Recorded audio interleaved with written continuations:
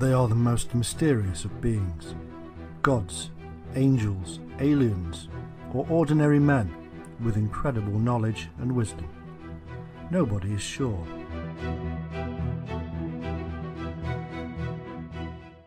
The culture of Mesopotamia is rich and complex. Historians have been slowly unravelling their secrets.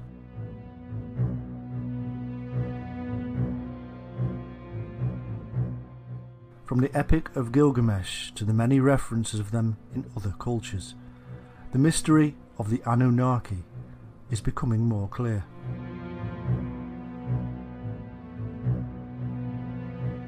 To Western eyes, their ways are strange. Over hundreds of years they have been called gods and angels, and now in our modern age many see them as aliens visiting Earth and bringing great knowledge.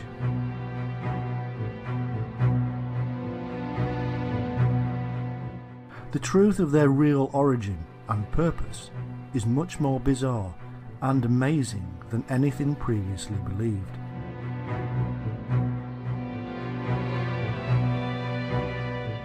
Prepare to witness the demystification of a sacred and ancient past.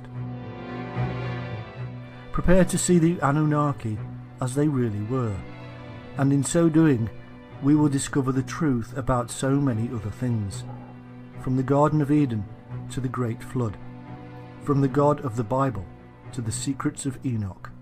All shall be revealed.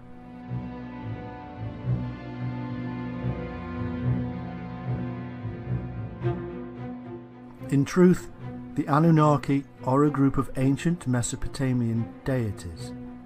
They are to be found in Sumerian, Akkadian, Babylonian and Assyrian cultures. The exact numbers, descriptions and roles all contradict each other. According to the earliest Sumerian texts, the Anunnaki were the most powerful of gods in the rich pantheon and were descended from An, the greatest of the gods.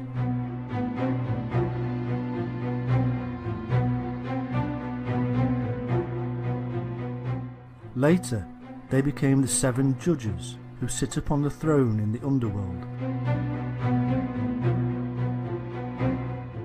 They remained this way for some time, even in the Epic of Gilgamesh.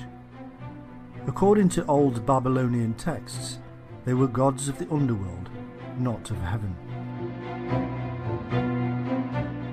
The name simply means offspring of Anu or An, the sky god, and Ki.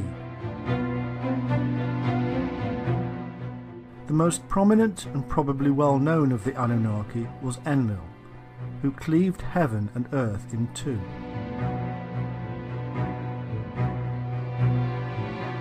Anu decided to take the heavens and left the earth to Enlil and Ki. Ki is most likely the Sumerian version of the mother goddess, seen in cultures across the globe.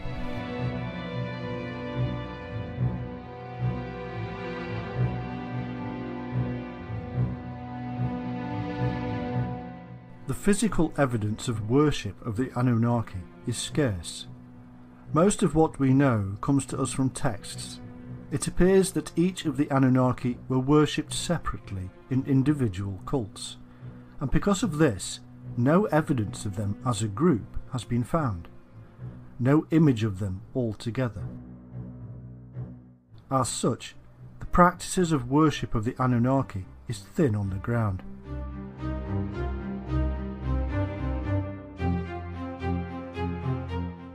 The first mention of them is to be found in the reign of Gudea of the 3rd dynasty of Ur. It is a term used to denote the most important deities of the Sumerian pantheon, the descendants of An.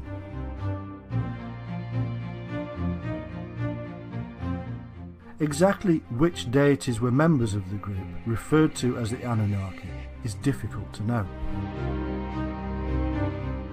There is no complete list of them that survives. One of the texts mentions 50 or so members of them associated with the ancient city of Eridu, and yet when we read of the descent of Inanna into the underworld, there are only 7. They are judges who condemn her to death.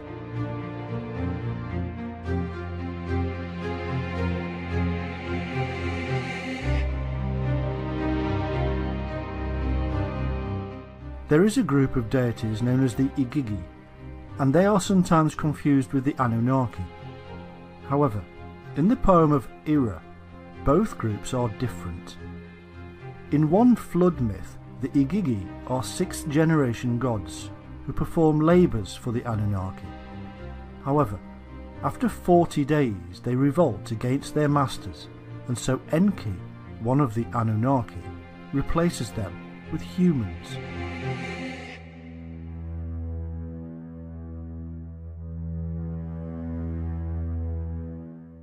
The similarities with the biblical flood and numbers are quite remarkable. It is obvious that Mesopotamian myths heavily influenced or were the origin of much of the biblical Old Testament.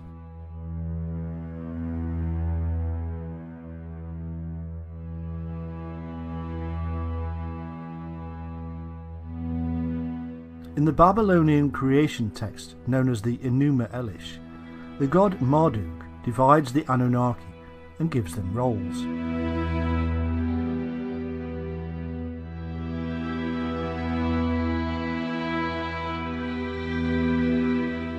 300 in heaven and 300 on earth.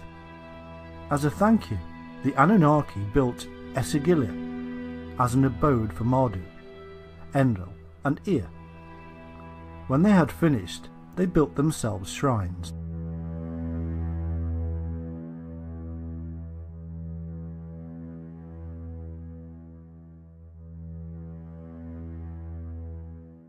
In later Assyrian texts, they were offspring of Anu and Ki, who were brother and sister, and themselves children of the gods of the celestial poles, and whose heritage stretched back to the original gods Tiamat and Abzu.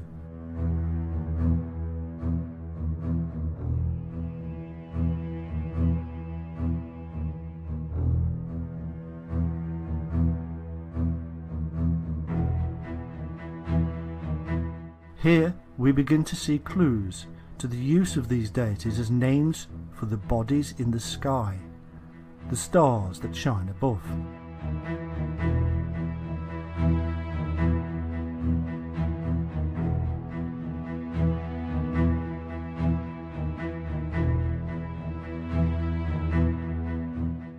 This, then, is the brief knowledge we have of the Anunnaki. Now we must delve deeper, and to do so we must enter their world.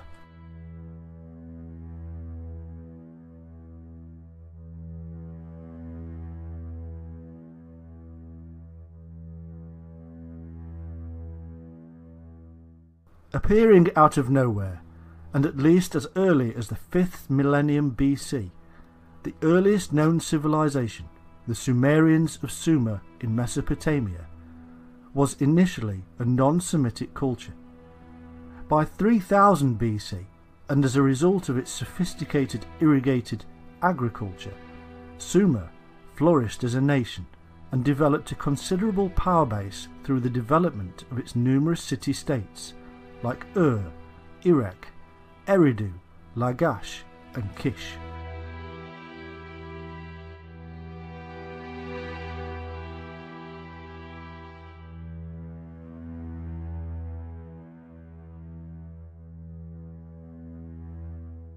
It is said that the Sumerians invented cuneiform writing and were way ahead of their time, having advanced knowledge in music, poetry, art, mathematics, astronomy and science.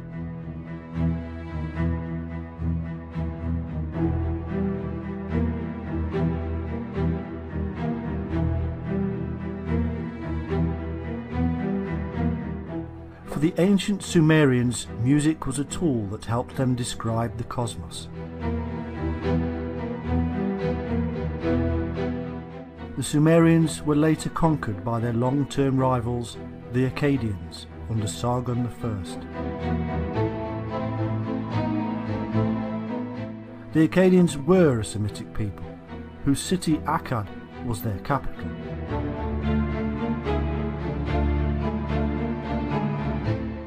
After 2000 BC, Sumeria Akkad declined as a nation and was later absorbed by the expanding empires of Babylonia and Assyria.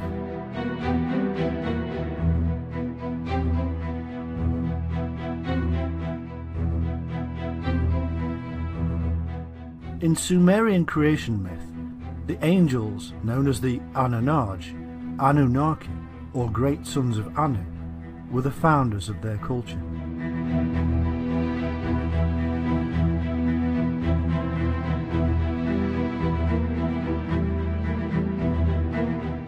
The names Angel, Anunnaki and Anakim have much in common. They are indicative of the ancient ancestors who brought the secrets to the rest of the world.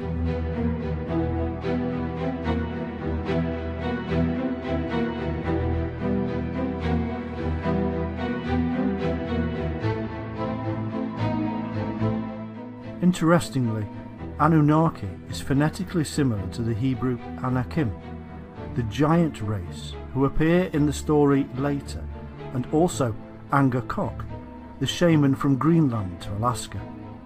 They were known as the Shining Ones.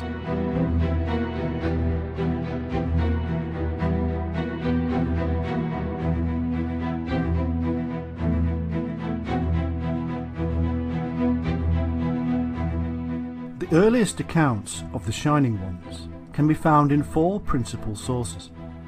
Firstly, in the Sumerian tablets from the Library of Nippur, where they are named the Anunnaki.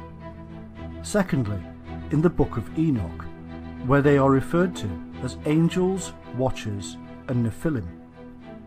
Thirdly, in the Book of Jubilees. And fourthly, in the biblical book of Genesis, where they are given the name Elohim.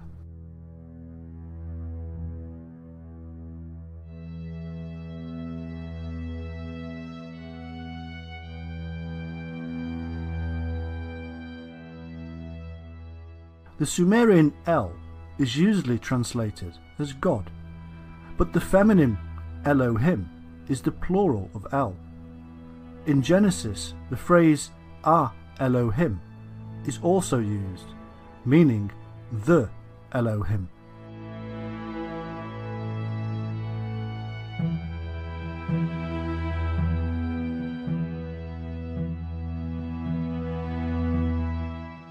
El means brightness and shining.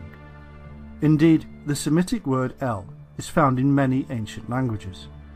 For instance, the Anglo-Saxon elf means shining being, and so El needs to be translated not as God, but as the Shining One, and Elohim, being plural, should read the Shining Ones.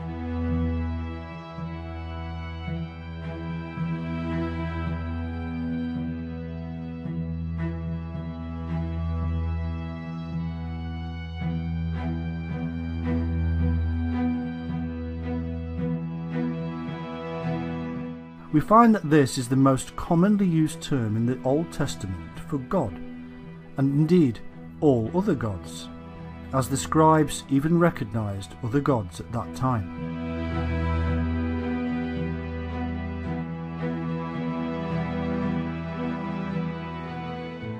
The name Sumer comes from Shumer and means literally the land of the watchers.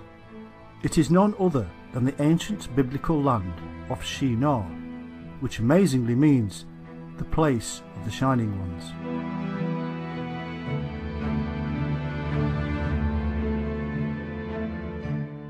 The Shining Ones are in the Bible and have been there ever since they wrote themselves in.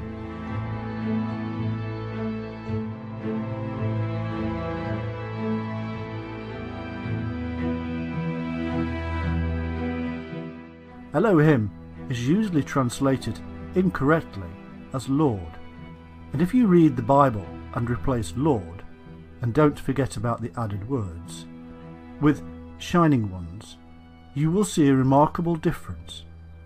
A reading now of how it was meant to be. We now have the shining light of knowledge spoken of in 2 Corinthians 4:6. The Lord God of the Bible is the light who gives birth to the divine spark of Christ. A pure reading of the global understanding that God was the basis for illumination, the fire, the sun, the light, and heads of those that shine from that brilliance, the source of intelligence itself.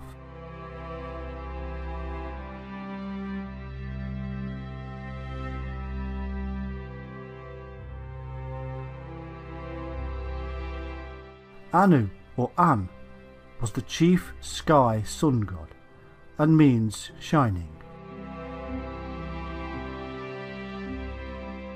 The Anunnaki therefore means sons of the Shining One, or sons of light.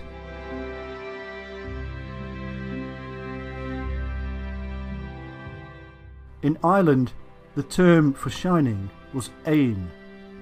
There may be a connection here with the Tuatha De Danann, the Shining Ones of Ireland, and the serpent cult that St. Patrick had removed from the Emerald Isle.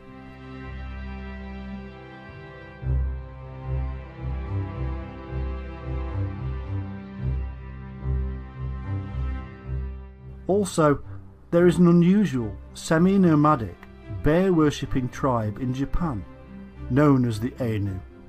The Ainu look Caucasian, with round heads, white skin, wavy thick hair, and grey or blue eyes. The Ainu are said to have been living in many of Japan's islands, like Okinawa, for over 7,000 years, and it is said that the Ainu share a language similarity with the Basque, who live in the Pyrenees, the mountains bordering Spain and France.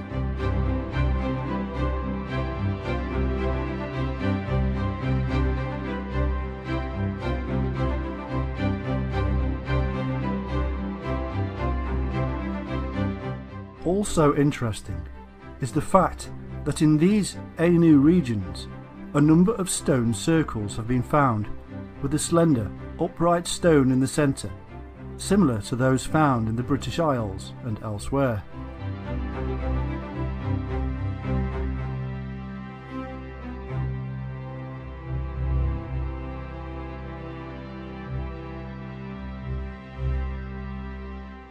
These Anunnaki, or Shining Ones, were a culturally and technically advanced people who settled in a mountain valley in the Middle East around 8200 BC, and, as their primary concern, established an agricultural centre we now know as the Garden of Eden, for the teaching and training of the local tribesmen.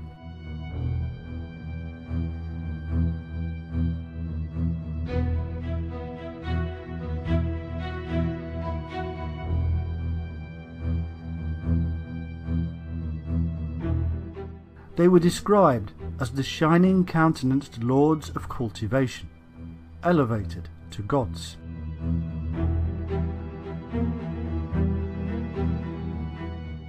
Anu and his wife Antu had 2 sons. Enlil, the storm god, ruled the air and atmosphere, and Enki, the water.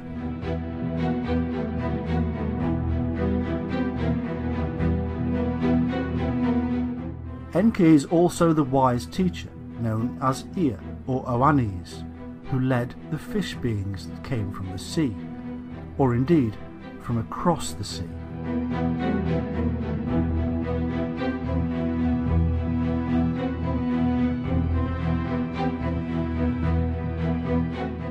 Enki was depicted as a goat with a fish's tail, which became the sign of Capricorn.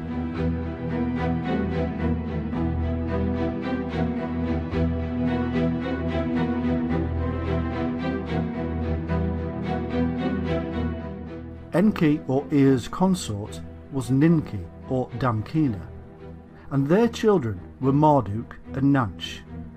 Enlil, also known as Bel or Baal, and whose patron city was Nippur, later ruled in Anu's name.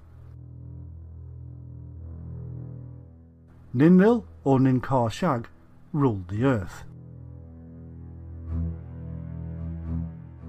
The early Sumerians described themselves as constantly nourished by the milk of Ninkashag, the great mother moon goddess. The Syrians knew her as Atargatis, the mermaid.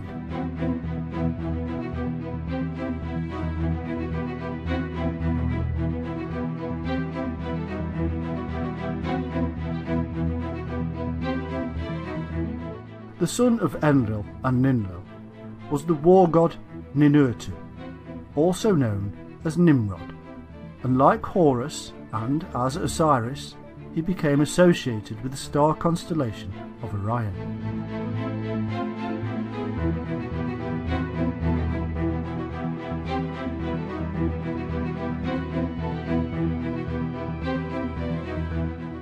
We also have Nanna, who was the moon goddess, and Utuh, a sun god, also known as Ogmash and Shamash. It was Shamash who later given the 29 laws to King Hammurabi.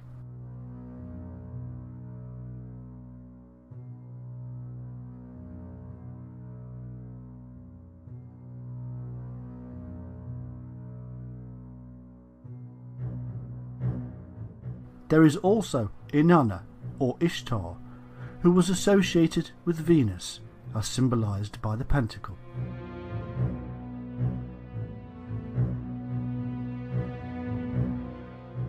The texts that we have on the Sumerian deities vary. In fact, they evolve over time, losing some of their historicity as the story develops, making it more and more difficult to see the origins.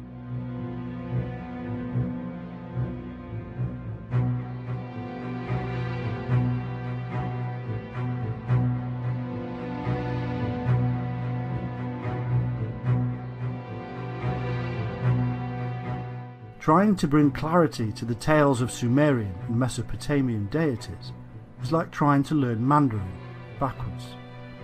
However, due to the names we are given, such as Enki for instance, who is identified with Ea and Oannes, we're being led to cross-reference the Anunnaki with the fish beings, who seem to have come ashore in Sumeria from the Red Sea and the Persian Gulf, and at a time which is now lost in antiquity.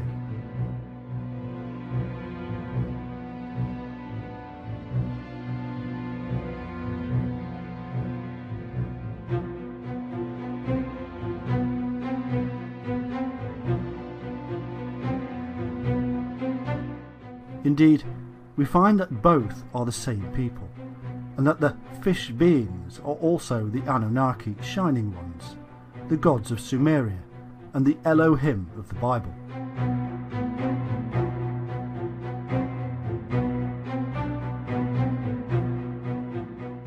And when we then cross-reference these fish beings with the Nita gods and the Shemshu or Aku, and whom it is said appeared in Egypt from a submerged island, we also have to include the origins of the Hindu Naga serpent deities, who also came from a lost island.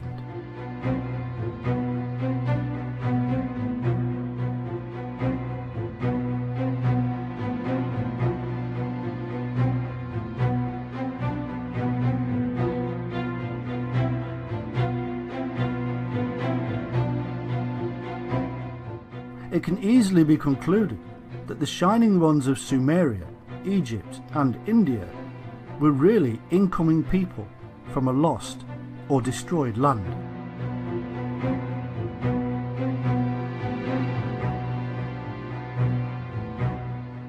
These connections allow us to piece together their story and see a little more of their historical territory, much of which has been lost or deliberately hidden from us.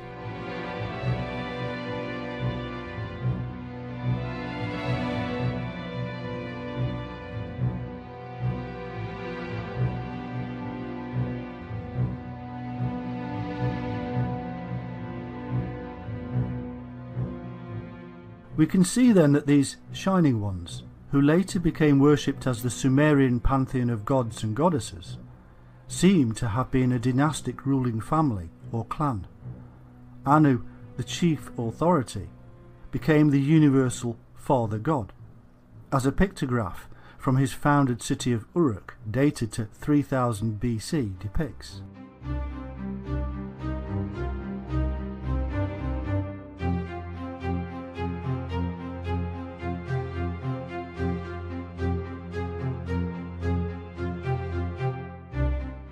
The lineages of all these deities are mixed, with sisters, wives, mothers, fathers, brothers and sons, intermingling and confusing the whole thing.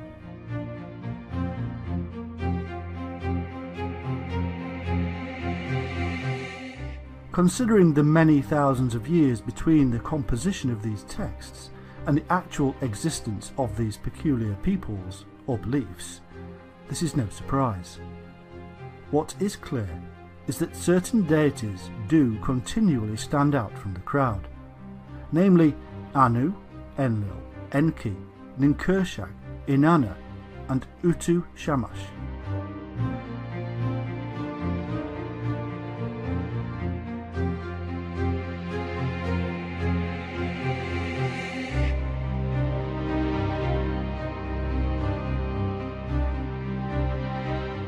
And that the form and structure of these deities would go on to spawn Egyptian, Greek and Roman pantheons for centuries, if not thousands of years.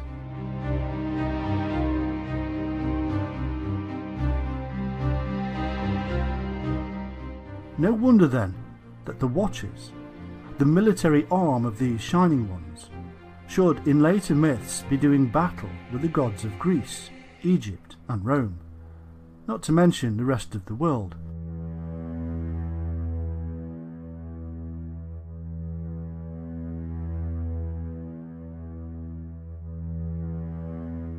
Just as the fallen insurgent Nephilim or Watchers do battle with their own ruling family of Shining Ones in the Bible.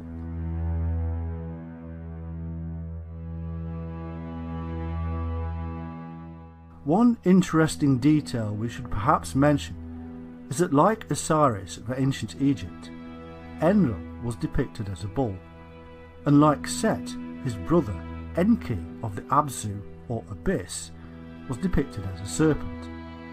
Interestingly, because the people of Atlantis were supposed to have worshipped the bull, which is a remarkable coincidence, taking into account the association with deities have with the biblical deluge.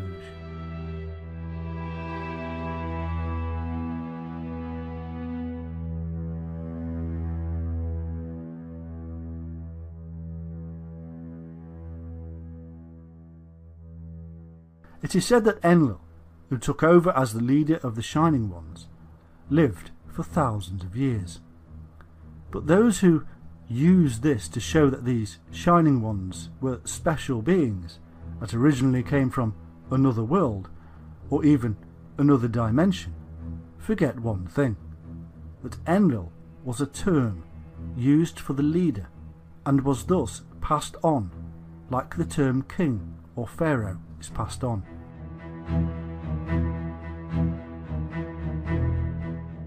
It was also the title of the sun, which of course would seem to be eternal.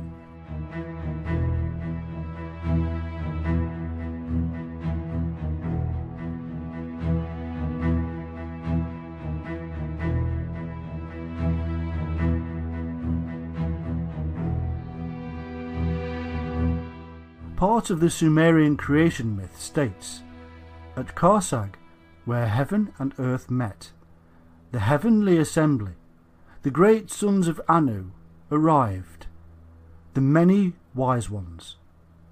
The Anunnaki seem to have arrived from another land across the sea.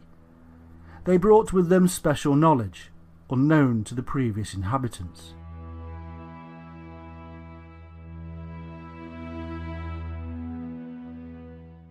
It is said, mankind learned from the Shining Ones. They set things in order.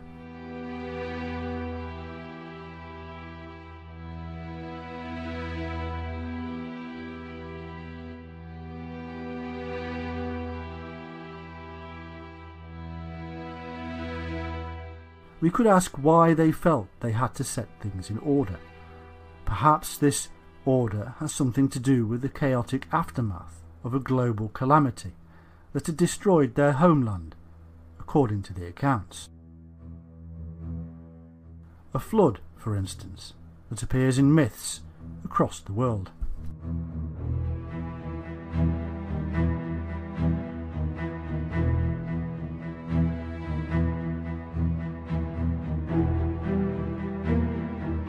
In the famous Sumerian kings list, we are told that the Anunnaki ruled in Sumeria, both before and after the deluge, and that it was after the deluge that they then set kings on the throne to govern the land and rule in their stead. However, if we are to believe the accounts given of the fish beings, we are also told that these shining ones had first come ashore from their submerged land after a similar catastrophe, an earlier one than the deluge related in the Bible and other sources.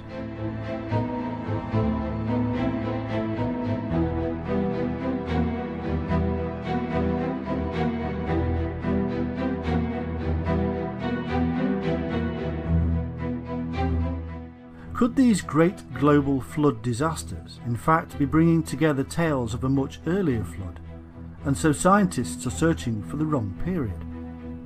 It's possible that the Shining Ones knew when these catastrophic events were going to happen and had predicted the deluge, hence Noah being warned to prepare for the event.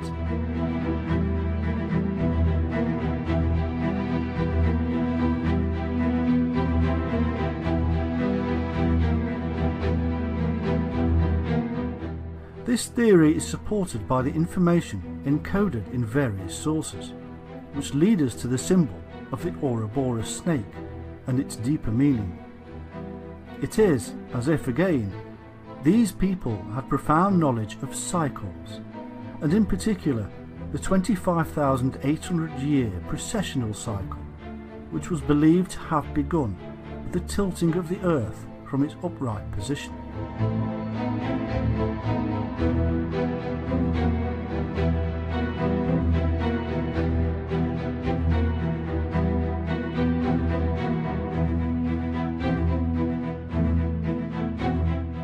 It would appear that it was believed that these recurring catastrophes were linked to the beginning and end point of the precessional cycle, linked to the very event that caused the Earth to incline in the first place.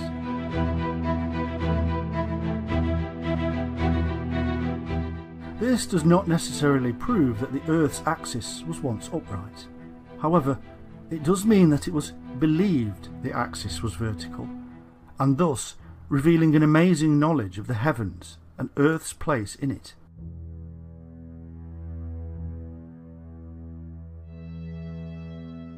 There is evidence that the ecliptic centre was the abode of the Father God, as this was actually named Anu, as well as the Eye of Ra by the ancient Egyptians.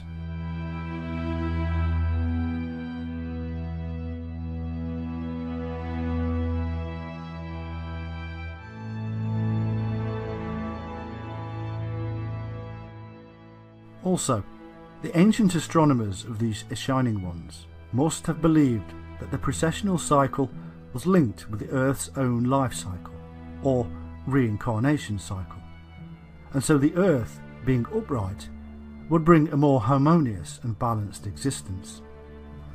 No more global catastrophes, and no birth, death, rebirth cycle. In other words, the Earth, like the spiritual man who seeks to come off and out of the reincarnational cycle, and all cycles for that matter, would have been seen to be in the perfect position and the perfect spiritual condition.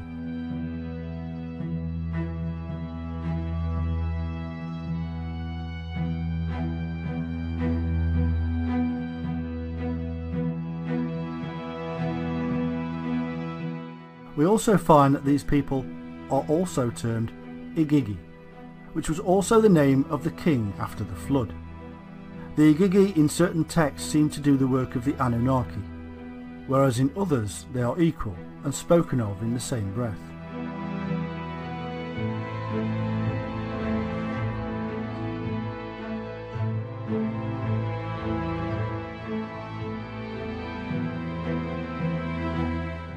the Epic of Anzu, the Igigi are superior in the sense that the Anunnaki are of the Abzu, or the deep.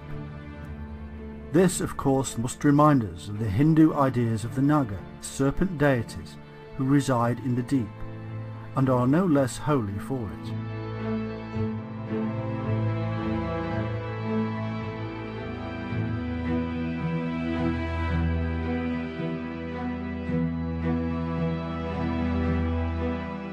In the Sumerian account, Ninlil, or Ninkarsag, Lady of Karsag, the wife of the leader Enlil, asked the Council of Seven to create her an Eden.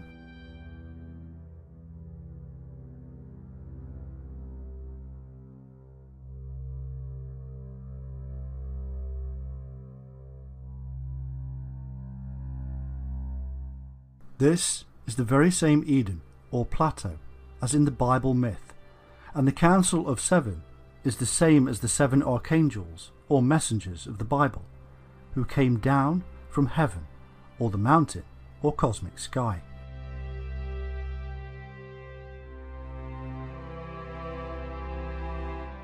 Sumerians referred to Eden as the abode of the righteous ones.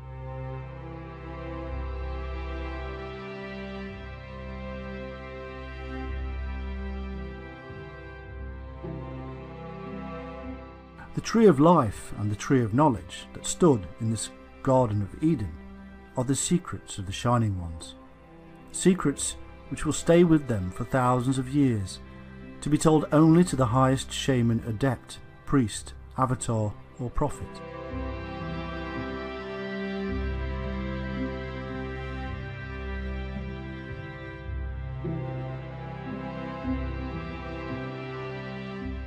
In their dreamlike trances, the shamans saw and experienced the tree which took them to heaven, and which later became the tree of life in the Hebrew Kabbalah system.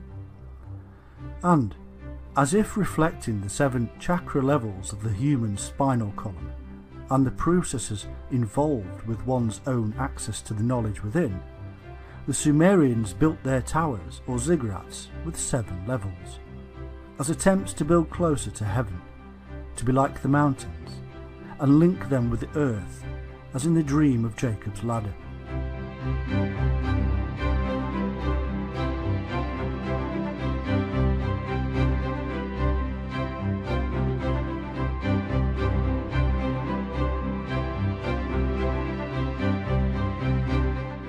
It is said that these shining deities also lived at the top of the ziggurat, or pyramid, the great house.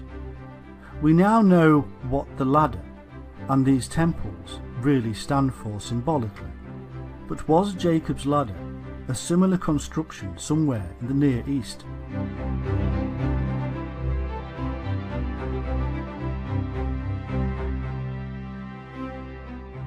Jacob was in fact the father of the 12 tribes, and as such the father of the zodiac.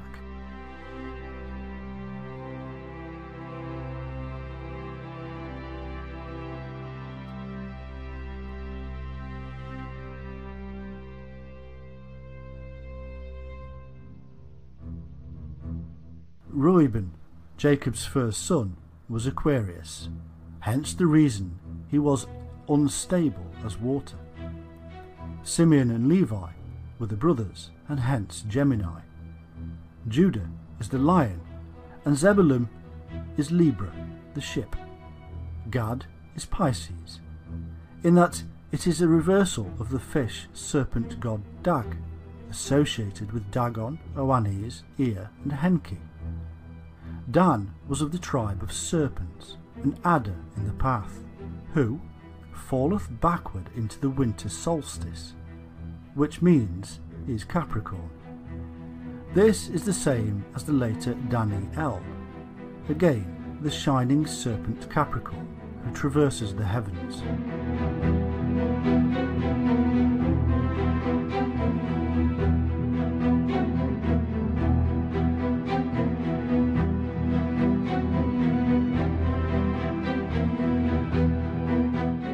We can now see that most of these myths and stories are mere transliterations of astro-theological ideologies associated with the zodiac, and also the precessional cycle, which can be used as means to find relevant periods in history.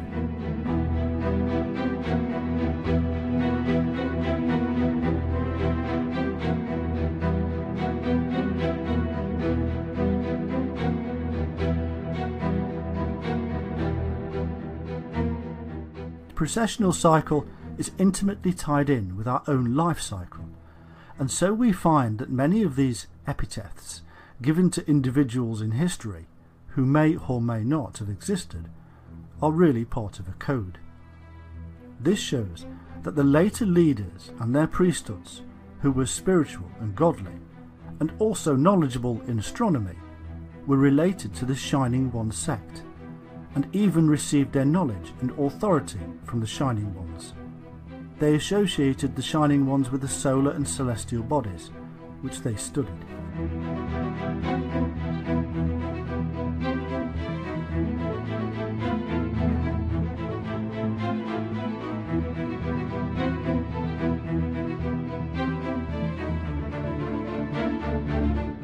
The 7 Shining Ones, or 7 sages of different cultures, later became the gods, in men, incarnated as man, only then to be reunited with the Father God after death.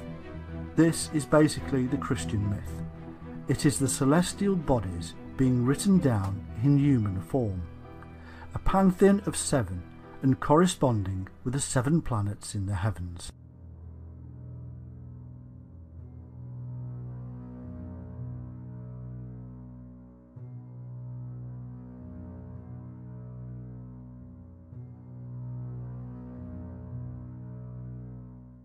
The phrase, "where heaven and earth met," is symbolic of the sacred mountains, and this gives us the clue that this could be somewhere with impressive heaven-like mountains, such as Tibet, perhaps even the ziggurats of Mesopotamia, or even the pyramids of Giza.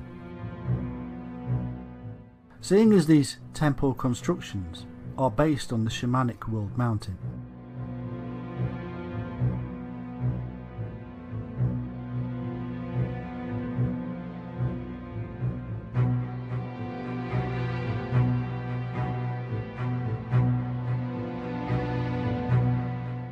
we can see then that many of the details included in the stories related to the activities of these Shining Ones are really based on these astro-theological movements, which they understood to a great degree, and have been encoded in these myths and stories as a means to preserve this knowledge and also convey this process to those who could understand it.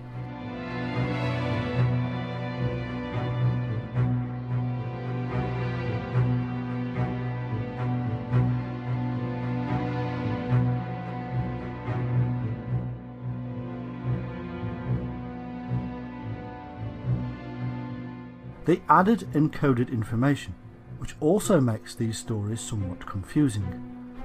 The story of the Anunnaki is therefore not one just in the remit of Mesopotamia.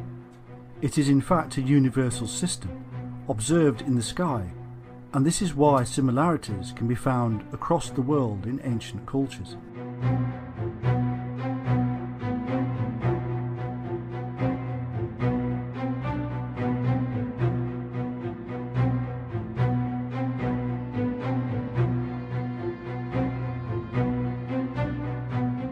The biblical flood myth matches that found in Sumerian Epic of Gilgamesh, and ends with the Tower of Babel in Babylon, which was part of the Sumerian Empire. This shows that the secret knowledge associated with the Shining Ones ended up, and at that time, in Babylon, and then moved on from there.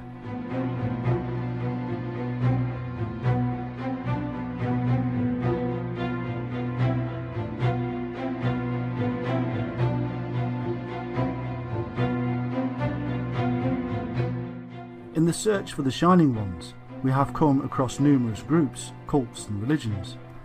In ancient Sumeria, we find the Egregor, or Watchers, who are thought to be the angels of the Lord from the Bible. and again the numerous epitaphs given to them tells us they too were the shining ones. Enoch wrote about them, in fact for them, in the book of Enoch, which was later suppressed.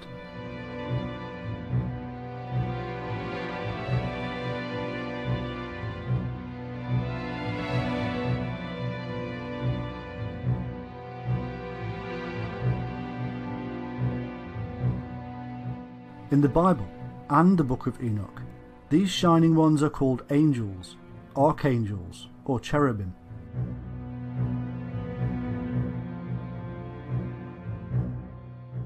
Unless the literature is purely apocryphal, we find that in the Bible, the angel figures are simply earthly men.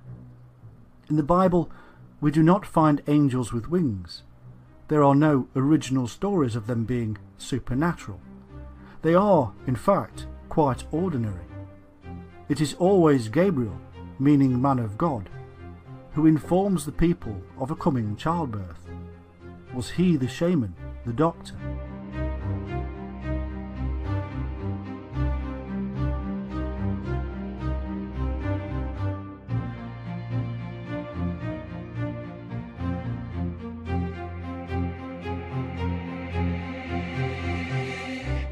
Michael is the warrior and protector, accompanied by angels wielding swords.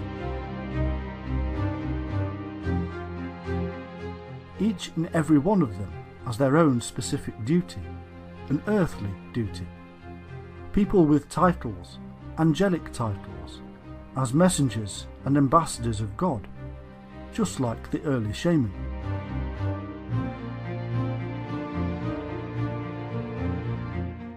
The title cherubim means exiles, and could be an indication of the origins of the angels.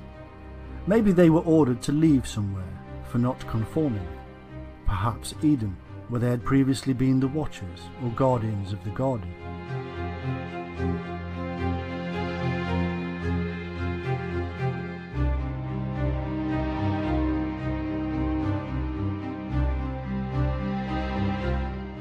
In Genesis 4:16, the land of Nod is symbolic also of the people of Israel, as Nod means wandering. It is not much of an extrapolation to assume that the priesthood were also wanderers.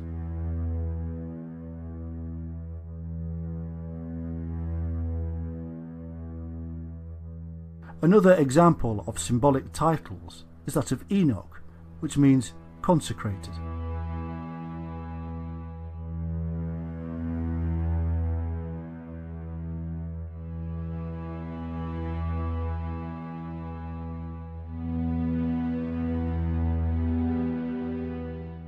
When Cain and his wife bore Enoch and built a city called Enoch, we have the people of Cain being consecrated before God.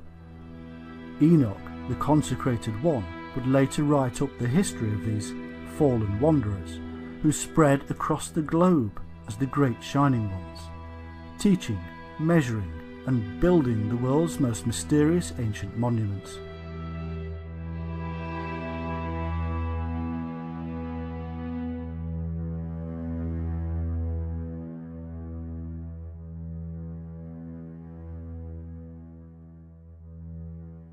Of course, we must not forget the seraphim of Numbers 21:6 and elsewhere. These are not mystical beings. They have hands, a face, legs, but they do have powers from God, because they are in the light, and they have the symbolic wings of the early shaman, the bird of flight, the dreamtime trance ability to fly.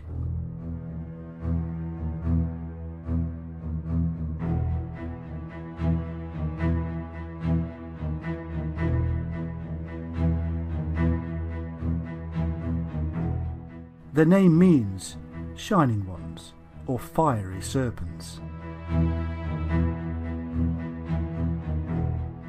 They are enlightened beings via the power of the serpent.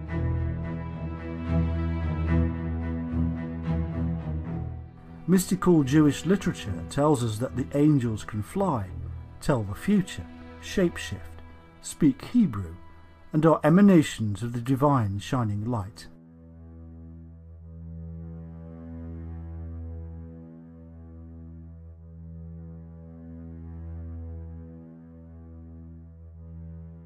In the Old Testament, God is indistinguishable from the angel or messenger, known as Yahweh.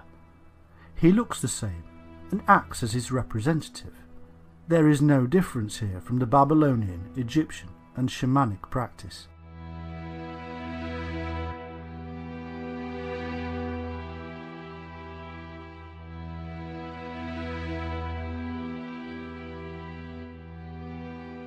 In the New Testament, the angels actually take part in the judgment at the end times.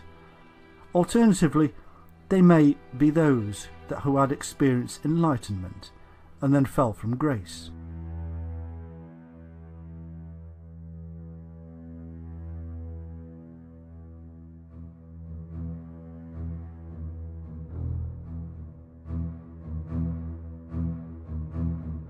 We are told that the Nephilim, or Watchers, began to mix with the indigenous people. These were the angels who seem to have been the military arm of these Shining Ones, and who were initially employed to guard the Garden of Eden.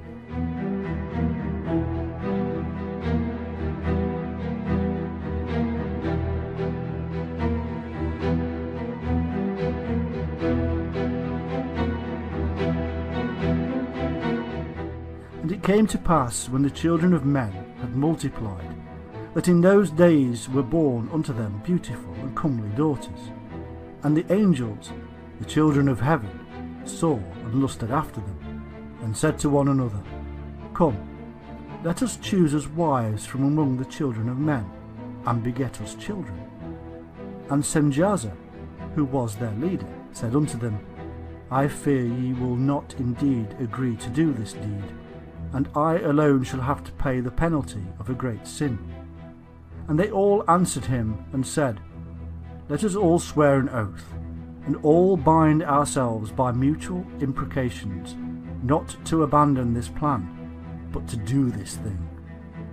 Then swear they all together, and bound themselves by mutual imprecations upon it.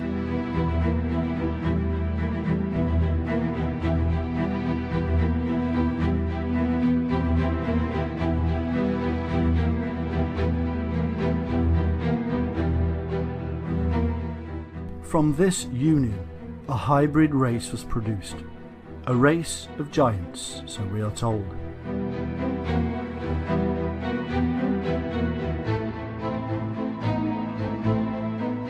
And all the others together with them took unto them wives, and each chose for himself one.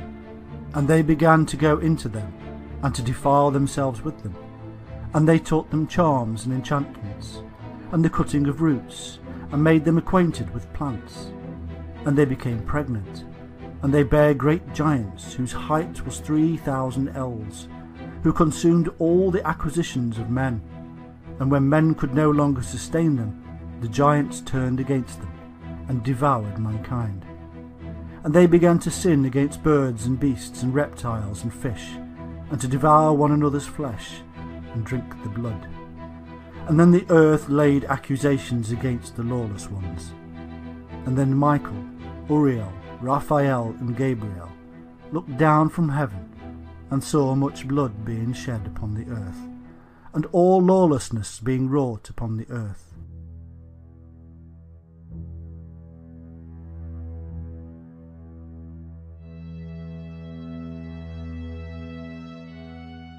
These insurgents also passed on knowledge, and taught them combat and how to make weapons.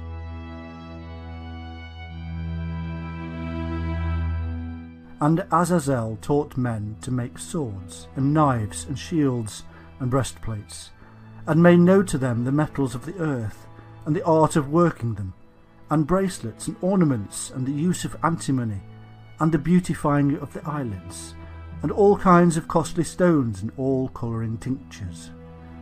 And there arose much godlessness, and they committed fornication, and they were led astray, and became corrupt in all their ways.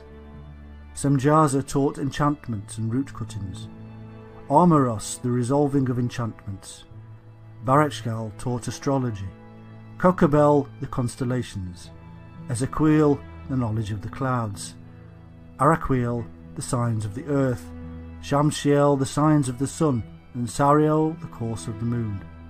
And as men perished, they cried, and their cry went up to heaven.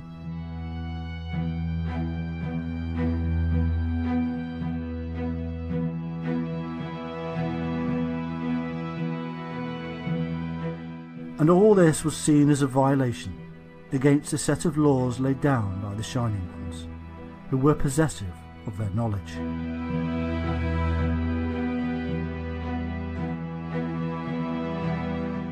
Thou seest that Azazel hath done, who hath taught all unrighteousness on earth, and revealed the eternal secrets which were preserved in heaven, which men were striving to learn. And Semjaza, to whom thou hast given authority to bear rule over his associates. And they have gone to the daughters of men upon the earth, and have slept with the women, and have defiled themselves, and revealed to them all kinds of sins. And the women have borne giants, and the whole earth has thereby been filled with blood and unrighteousness.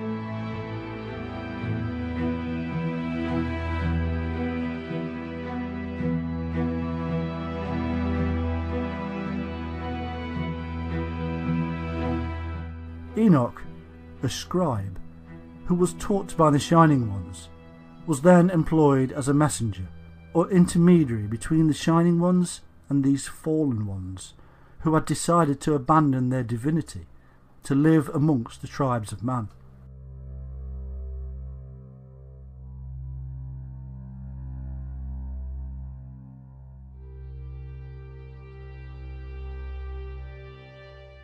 Enoch was then sent to tell the insurgents that a severe sentence had been passed on them, and that they were soon to be punished.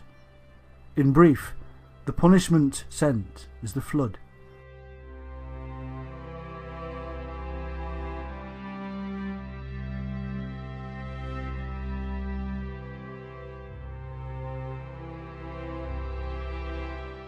It is as if the Shining Ones wanted to wash away the sins of the earth that had been created by their own kind, the fallen ones.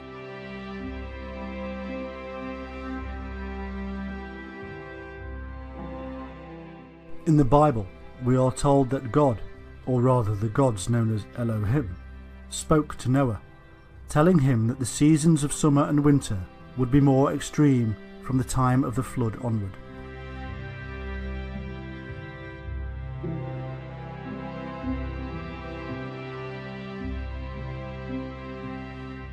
This both supports and is supported in turn by the book of Enoch, which states how, in those days Noah saw that the earth had sunk down, and that destruction was nigh.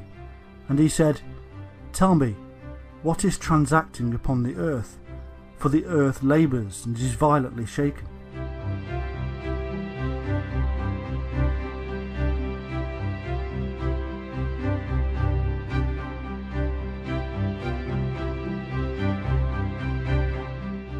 In the King James Version of the Bible we find this: Behold, the Lord maketh the earth empty, and maketh it waste, and turneth it upside down, and scattereth abroad the inhabitants thereof. The earth shall reel to and fro like a drunkard.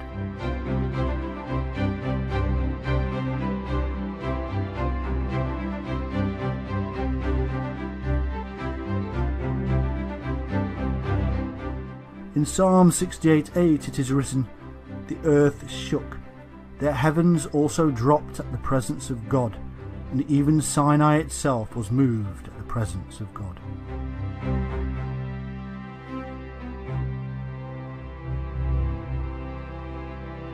The heavens dropping would mean that to the observers in the Sinai region, the earth beneath their feet was tipping relatively upward and northward. In his written book, Timaeus and Critias, Plato describes an awful catastrophe in which the earth moved forwards and backwards, and again to right and left and upwards and downwards, wandering every way in all 6 directions. But as many scholars and researchers have now acknowledged, the God of the Bible and his angels are said to be the Sumerian Anu and his sons and entourage, the Anunnaki or Shining Ones. who are reported to have landed in Mesopotamia and there created the Garden of Eden. And so we must now draw a conclusion. When we first started out in this task of discovering the Anunnaki, we found a complex and mystifying series of tales that seemed to make little sense.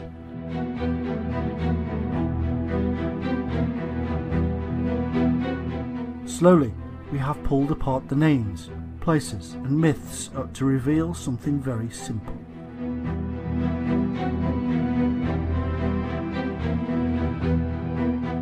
Many thousands of years ago, something catastrophic occurred, and a highly knowledgeable and wise people fled.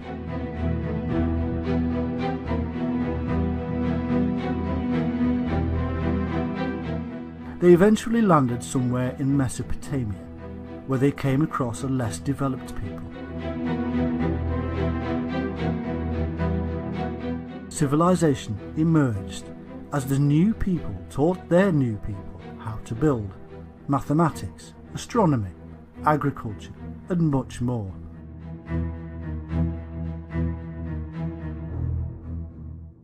Their wisdom was so great that later generations would call them gods and angels.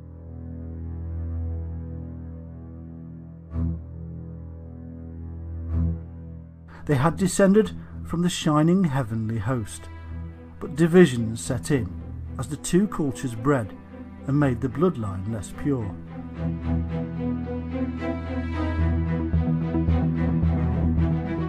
The Watchers, who had gone bad, and the Shining Ones, who were not happy. In a simple tale that has become very complex over vast periods of time,